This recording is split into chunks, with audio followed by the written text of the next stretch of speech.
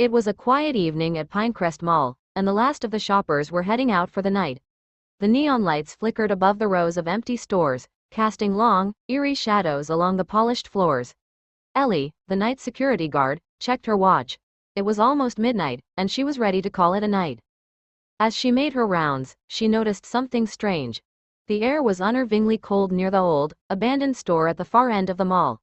The store had been closed for years, but tonight, Ellie saw a faint light flickering inside, like a shadow moving across the window. Her curiosity got the better of her. She approached the store cautiously, the sound of her boots echoing in the silent mall. She reached for the door handle, but it was already slightly ajar, as if someone had been inside recently.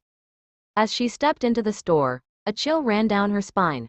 The shelves were covered in dust, and the mannequins, once pristine, now stood in eerie disarray. But what caught her attention was the sound. A faint, whispering voice seemed to come from somewhere deep inside the store, too soft to make out clearly, but unmistakable. Ellie froze. The whispers grew louder, more distinct. She could swear she heard her own name. "Ellie, come closer," the voice called, but it was twisted, like 1,000 voices speaking in unison. Fear surged through her, but she couldn't bring herself to turn away. Her feet moved as if controlled by an unseen force, drawing her deeper into the darkness of the store. The whispers led her past the mannequins, where the shadows seemed to shift and breathe, and the temperature dropped further. Suddenly, the lights above her flickered and went out. The mall was plunged into total darkness. Panic clawed at her chest as she fumbled for her flashlight. When she switched it on, the beam illuminated a horrifying sight. The mannequins were no longer standing still, they were moving.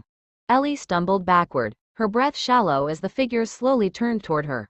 Their eyes, once glassy and lifeless, now glowed with an unnatural, malevolent light. One of them opened its mouth, but no sound came out. The whispers had become a deafening cacophony, filling the entire space. "Ellie," they hissed in unison, "you're ours now."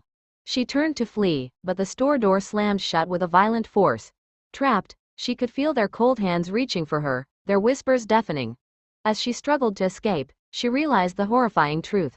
The mannequins weren't just empty shells, they were the spirits of the mall's past, and now they were claiming her as their own. The next morning, when the mall opened, there was no sign of Ellie. The abandoned store was silent, its lights flickering faintly. The only thing left behind were the faint echoes of whispers in the air.